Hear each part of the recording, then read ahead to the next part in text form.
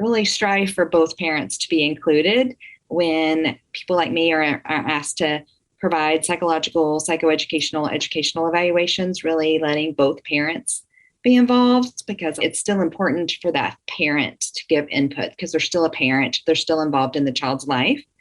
And you really have a lopsided evaluation if you don't have both parents' input. You're listening to the Texas Family Law Insiders Podcast, your source for the latest news and trends in family law in the state of Texas. Now here's your host, Attorney Holly Draper.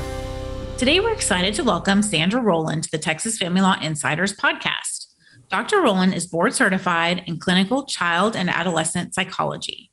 She's licensed in the state of Texas as a psychologist and is a licensed specialist in school psychology.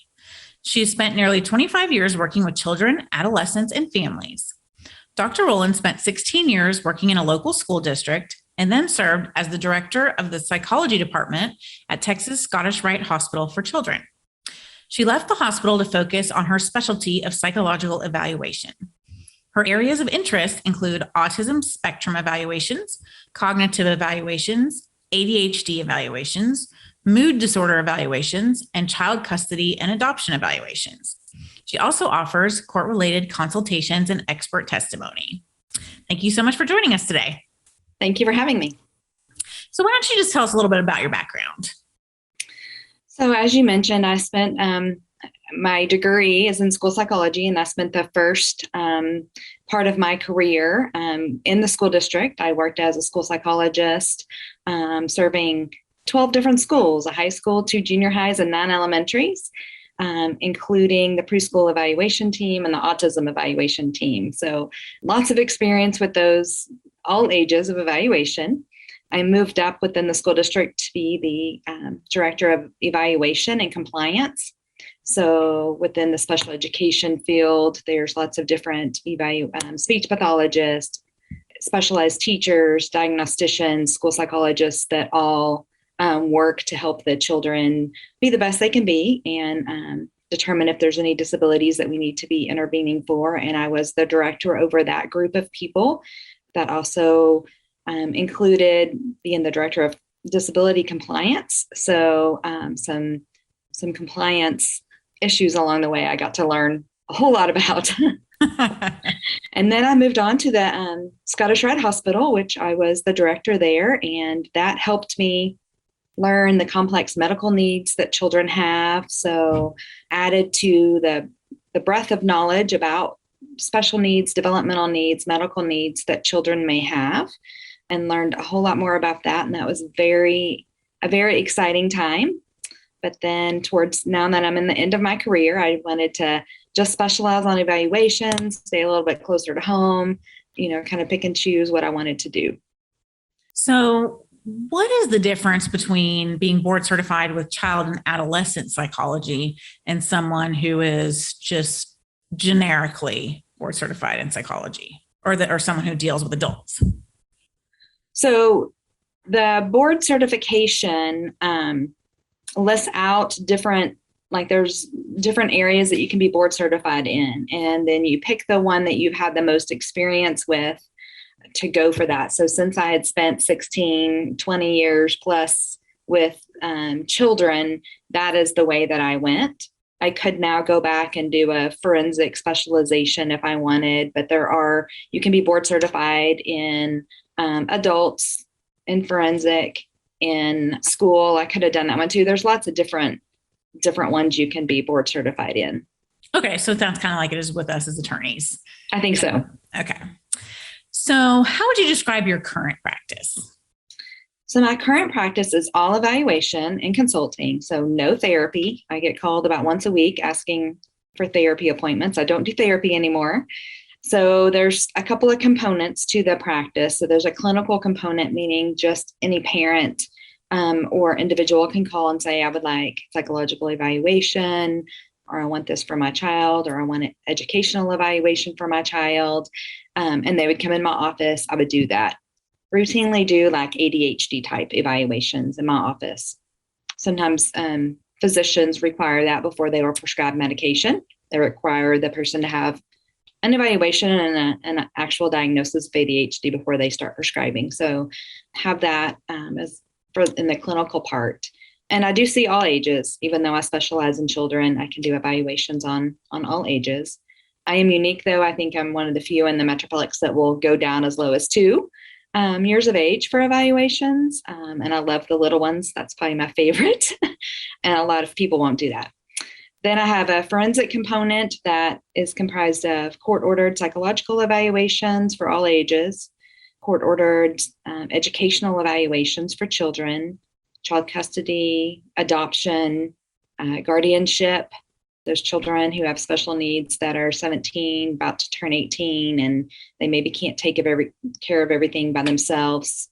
A psychologist or other medical doctor has to kind of state how much help they need, or if they can handle their finances and medical and everything all on their own. So do some of that. I also do expert work, so behind the scenes helping attorneys on cases or as a testifying expert when it comes to school placement, the child's special needs, things like that. So my practice spans special education law, family law, and disability law. And then I still continue to do some work in the schools. I do some contract work. I want to make sure I stay current and abreast of all the changes that are happening with today's youth. I'm often asked to do independent evaluation. So in special education, if a parent disagrees with the school district, they can request a special second opinion, so to speak, or an independent education evaluation at the school district's expense. And I'm often called to different districts all over the Metroplex and as far away as Tyler to do those type of evaluations. And I've been an expert in some due process hearings, which is the school district's equivalent to a trial. Okay. So you mentioned that you are unique in that you do evaluations of children as young as 2. What age do most cut off? How big of an age range are we talking about where other professionals tend not to do those younger children?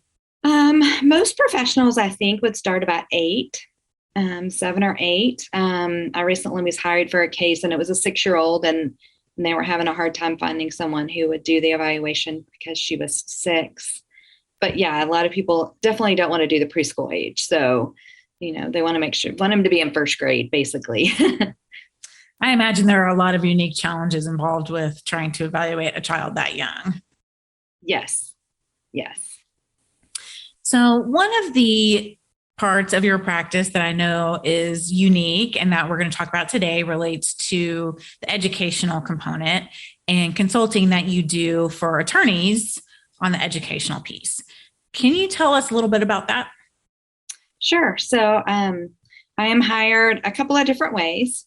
Sometimes I am hired as a neutral consultant, or both sides have agreed for me to come in, take a look at all the data. Maybe the child's had a past evaluations, look at their school data, maybe even talk to teachers, determine how the child's functioning in school, what other supports they may need, what their vision is or what their wants are for their child in their education, and then try and offer some opinions about the best placement, whether it's private school, public school, those sorts of things. Sometimes I'm hired to also do the evaluation. So if a child hasn't had the evaluation, I'll do the educational evaluation and then offer opinions to where I think the child would, progress most and make the most difference in their life. What's involved with that educational evaluation? So educational evaluation consists of a cognitive evaluation for the child, academic evaluation, so seeing where they are, getting data from teachers about attention and how they get along at school, and looking at all those components, if there's any disabilities there, learning disability or an attentional disability, anything like that. Do you generally find that teachers and schools are cooperative when you're doing those type of independent evaluations? Yes and no. Depends on the district. I have learned over the years, though, I had to do a cover letter, and I kind of let it out that I've worked in the schools long term, really stress how important teacher data is, A lot of times they're scared if they think they're going to have to be subpoenaed to go to court, and try and put them at ease that, this is just all data gathering. And, if I have this information, I'll be the one going to court, not them. And, I don't know, I get teacher data 75% of the time, I think. So you said that you're usually neutral, that the parties agree upon. Do you ever do educational consulting where only one side is hiring you and maybe you're a consulting expert, the other side doesn't even know you're there? Yes. I have been hired in that aspect as well. And I've also been hired by one side to do the evaluation. So if one parent has sole rights to consent, or they have independent rights to consent for psychological evaluations or educational evaluations, then I have done that. It's not my preference. Prefer both sides to be involved and agreeing to, figuring out what's in the best interest for their child. Do you have courts appointing you in this role as a neutral as well? Or is it mostly just when the parties agree? I do. I work off of court orders probably more than just them, people just asking. So most of the time I do have that court order, or they've already gone to court and it's been ordered that they find someone to do this, to help them, come to an agreement on educational things. So it's not unusual as a family lawyer for us to see parents who aren't agreeing on, should this district that mom's in is better than the district that dad's in, or vice versa, or somebody feels like private school is appropriate. What factors go into deciding what school environment is best for a child? So number one, what the child needs, because all children aren't the same. Even within a family, my two kids needed different types of, learning environments.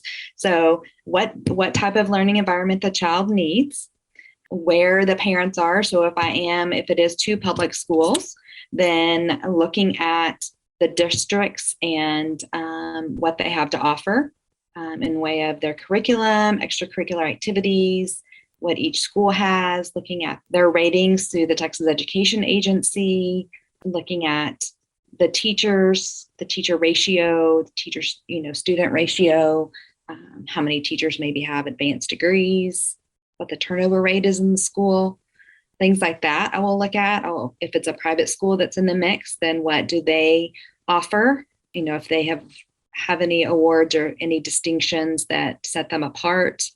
Depends on the child's age, and, high schoolers takes a whole different, looking at a whole lot more than maybe elementary school. But then if they're in elementary, kind of making a plan that they can follow until they graduate. Do you ever have situations where there's multiple children involved, where you're doing this type of an evaluation and you have to factor in kids possibly being at different schools? And what does that look like? Yes. One of the ones recently, I had the children probably will be, I suggested that the one child needed this type of environment and the other child, would be just fine in that it was a private school, and then maybe one going to public school. That happens some. Yeah. And it is maybe challenging from a travel perspective, maybe, or getting them there. But I truly look at what is in the children's, what they need to be successful and thrive. Is the information that you're gathering about these schools typically public information you're able to get from either state sources or the district's website or something like that? Or do you actually have to go digging into the schools, getting their cooperation, getting information from them? Both. So I get a lot from public domains. But then if it is a private school that I've never been to, I'll go visit and meet with the admissions staff and let them tell me about their school and what's, the key points about it. Public schools, I often don't go. If I haven't been to a district or know much about a district, I'll reach out. And having worked in a district, I can use that, and I can usually at least get some phone calls and get some information from people who are in the position that I was in. And so that is helpful, I guess, than just someone else calling. I have a little bit of an in, but I do investigation all different ways. So one of the factors that usually, in my mind, keeps one parent from wanting to go the private school route is the cost. To what extent does that get factored into your analysis of whether or not a particular child should be in a private school or not? It does. I mean, if it's no way possible, then it doesn't seem like it's feasible. So there are other schools in between public and the expensive private schools. So there are charter schools that could be looked at, which are public education but specialized. There are, parochial type schools that could be considered. A lot of times, even private schools have scholarships and that may go unused. So there may be, even though it is an expensive school, there may be a way to have a reduced tuition that is affordable for the family. So do you ever get hired by a family lawyer to be consulting and possibly testifying expert with respect to whether or not a particular child should be going to, say, private school or school based on our client's address? And are you able, if you can't evaluate that child because it requires joint agreement or something like that, then are you able to just use whatever records already exist related to that child and make recommendations? Or is it impossible without you personally evaluating the child? Well, I don't know that it's always impossible. In some cases, it may be. So I guess my answer is it kind of depends. So one of my very first cases where I was an educational consultant, they basically just, the attorneys and the family didn't know where to look for some of this information. So I basically just created an exhibit for them to use at a hearing that compared the schools and from the TEA rankings and from what the schools offered. And that's what they needed. And I was able to do that without seeing the child. And so, it depends on what's needed. And I'll be honest, if they want one thing and I can't do it because I can't see the child, then I'll say that and kind of offer what I can do. So when you do evaluations, I would assume it's either by court order or by the parties agreeing to it. Do you typically make diagnoses of children? Are you doing a full psychological evaluation of them? Or are you strictly looking at the educational piece? It depends on how the order was written and what's agreed upon. So before I get started, if it's a psychological and educational, that's called psychoeducational, kind of mix those two big words together. And that does look at all aspects of mental health and learning. And yes, there can be diagnoses that include ADHD or learning differences, disabilities, mood disorders, any of those. So if I do an actual evaluation, whether it's just educational or psychological or psychoeducational, if the child meets criteria for certain diagnoses, I will list those.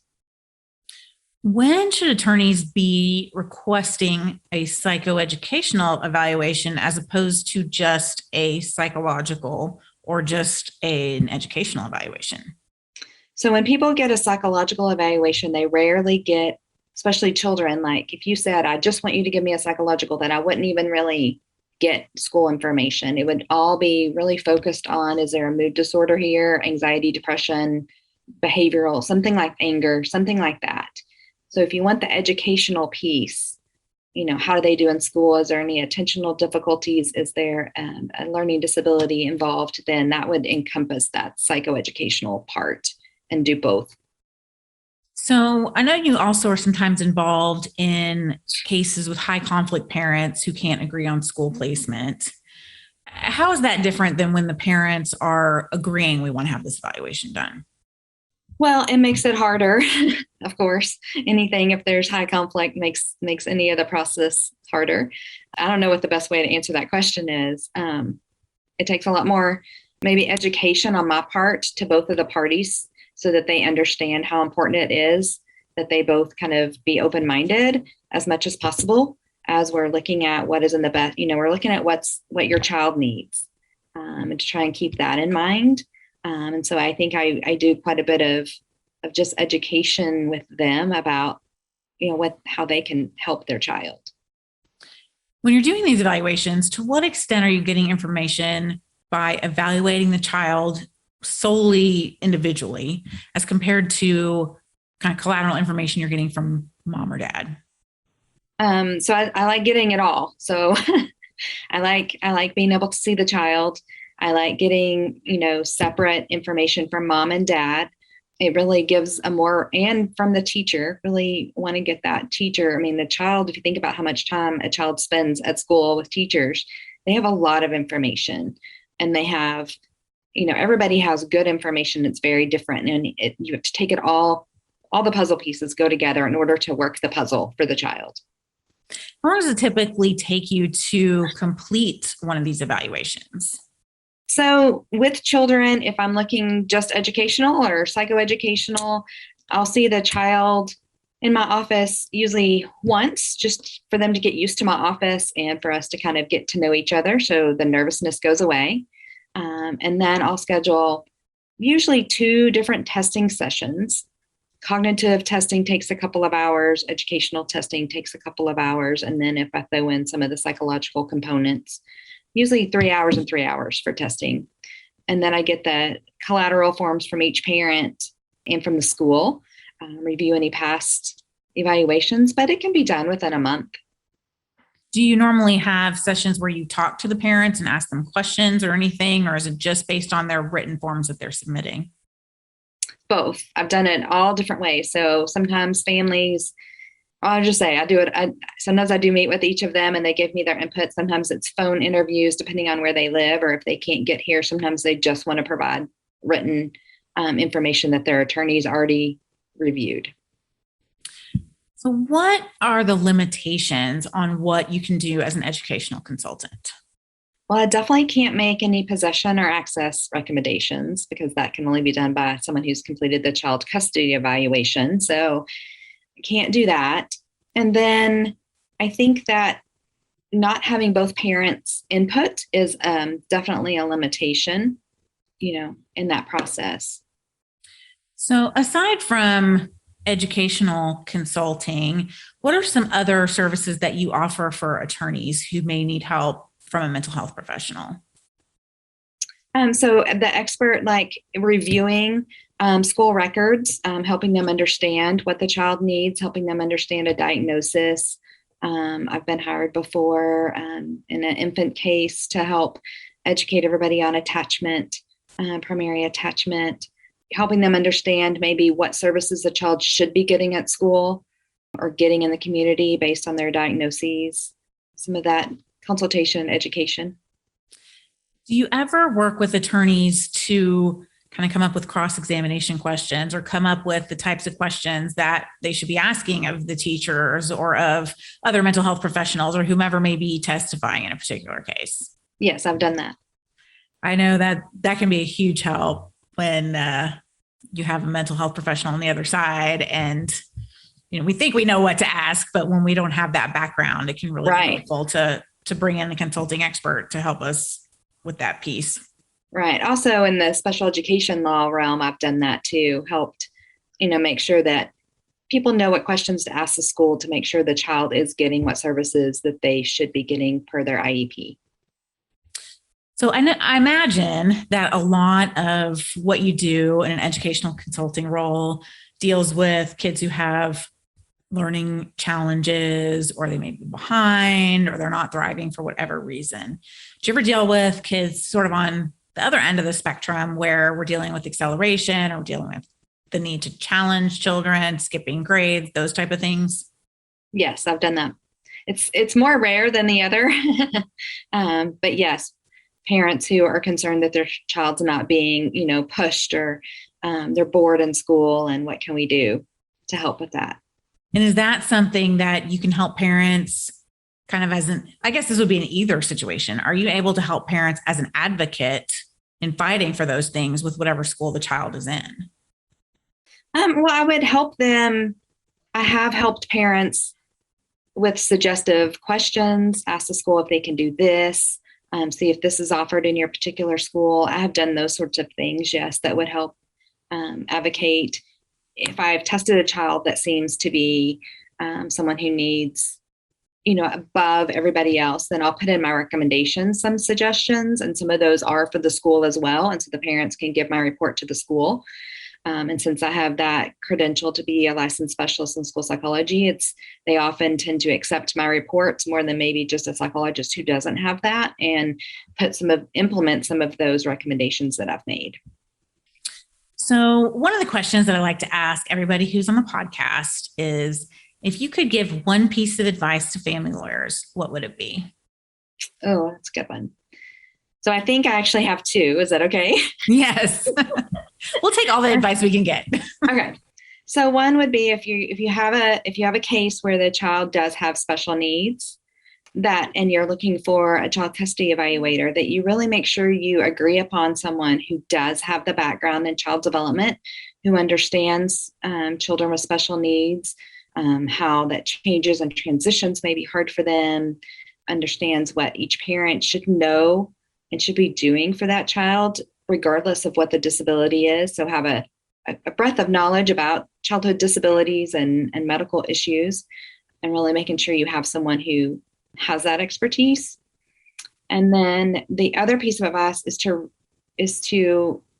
really strive for both parents to be included when people like me are asked to provide psychological, psychoeducational, educational evaluations, really letting both parents be involved, because a lot of times it is the attorney that's like, no, we don't want the other side to give their opinion because they're doing X, Y, and Z. Well, I'm going to see that they're doing X, Y, and Z, but it's still important for that parent to give input, because they're still a parent. They're still involved in the child's life. And you really have a lopsided evaluation if you don't have both parents' input. And it doesn't always work well in court when it's lopsided. So, right. To let the evaluator receive input from both sides is another piece of advice. So I think your first piece of advice about the child custody evaluations is excellent advice. I think that's something, you look for these criteria in the code. Do you have A, B, C, D, E in order to make you qualified to do a custody evaluation? But maybe, especially if you have kids with special needs, we need to be going a step further than that and making sure a particular evaluator has exactly the right criteria to address those situations. What should we be looking for on someone's CV or in talking to them about their qualifications? What their knowledge is about childhood development and special needs. Do they have, what's on their CV as far as continuing education with children, being members of, besides just AFCC, but being member of special psychology groups that look at evaluation or look at developmental psychology, children with special needs. You can look at my CV and you can see all the continuing education, and there wouldn't be a doubt in your mind that I couldn't handle a child that had autism or, any other special need based on what's on there. So just really looking and scouring through their continuing education and what groups they're a part of. And probably if you can't tell from the CV, then you know your answer, that the person is not qualified to dive in on those issues. Yes. So we're just about out of time, but where can our listeners go if they want to learn more about you? I have a website. It's sandrarolandphd.com, and it has all the information about me there. All right, perfect. Well, thank you so much for joining us today. And I think it kind of gave me a new tool to put in my toolbox as far as representing clients in custody cases, and hopefully other lawyers will feel the same way. Great. Thank you. The Texas Family Law Insiders podcast is sponsored by the Draper Law Firm. We help people navigate divorce and child custody cases and handle family law appellate matters. For more information, visit our website at www.draperfirm.com.